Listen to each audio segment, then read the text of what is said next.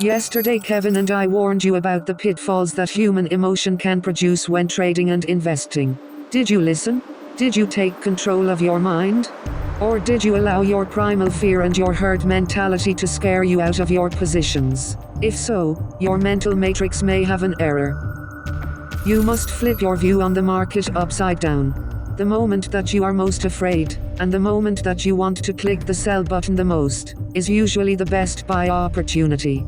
And, to the opposite effect, the moment that you are most pleased with your gains, the moment that you want to FOMO click the buy button, or the moment that you want to brag to your friends and family about how much you've made in the market, is usually the best sell opportunity.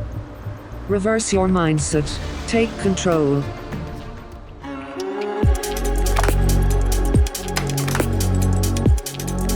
So, did you listen? Did you take control of your mind? Because the decisions you make are actually the most important thing in the market. The analysis that I provide can only go so far. If you're making the wrong decisions, you're not going to do so well. And I think it's very important for us to start talking about that more, because I don't think you guys get that on other channels. People aren't really diving straight into the mind game of markets. Right near the bottom of this dip yesterday, I alerted my Patreon Discord members that I was buying the dip. And we bought the dip. Some of the members are very happy today that they bought the dip. The prices are soaring back to the upside. So if you guys like those kinds of alerts, or maybe altcoin picks, which I'm doing all the time, join the Patreon today. And if you look at Bitcoin's daily chart, this is very important. Bitcoin has just begun to bullishly engulf yesterday's daily candle open. The bulls have made a statement here on the daily. This is a pretty good sign. And if you look at the daily chart, the daily RSI, the daily RSI is bouncing off of this 50 level. The 50 level is a key level in uptrends, and our current weekly is almost back to being neutral and or bullish. And looking at this Kraken Pro chart, this is the chart that we've been discussing a lot on this channel, the parabolic trend that we predicted in early 2023. Looking at the textbook diagram, once again, Bitcoin is at base 4. And that is defined by a touch on the trend line. Whenever the price touches the trend line within a parabolic curve, that is the creation of a base. And Bitcoin has just bounced right here. So it is quite possible that what we just saw here was the touch for base 4. If we do, in fact, hit another high, that would be confirmed as base 4. We can't confirm base 4 until we break out again for the next leg up, because Bitcoin's chart in theory could still just go sideways and then base 4 would come in slightly to the right. So we will see. And this means that Bitcoin is now looking for that final extension up to the sell point where the chart basically goes fully vertical up to base 4, which according to the textbook is 90,000. And in yesterday's video, I went into very deep detail about what I think is going to happen after we hit 90,000. If this dip for Bitcoin scared you, you're not ready for what's coming next, because you're going to see much, much bigger swings. 2017, Bitcoin saw 40% dips on the way from 200 to 20,000.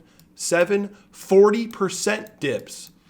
And so if we go to 90,000 and we get a classic 2017 40% dip from 90,000, a punch up to 90,000, a pullback to maybe into the 50s, consolidate, run up again into the 6 figures. A classic 2017 breakdown of the parabolic trend, and that becomes a larger trend.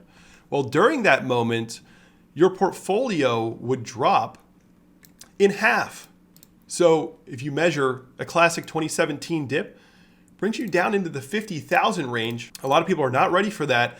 Your portfolio will be slashed in half for like a couple weeks, and then recover, consolidate, recover, and then run up again, most likely.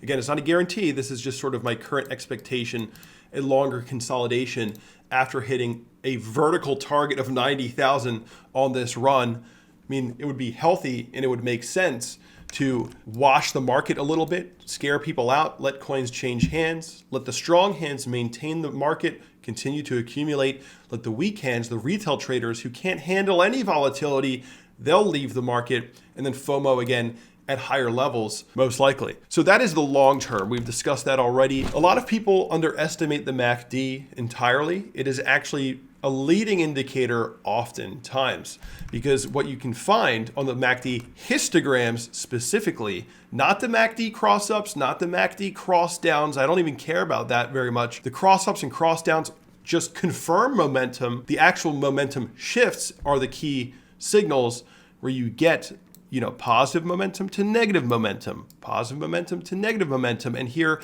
negative momentum to positive momentum.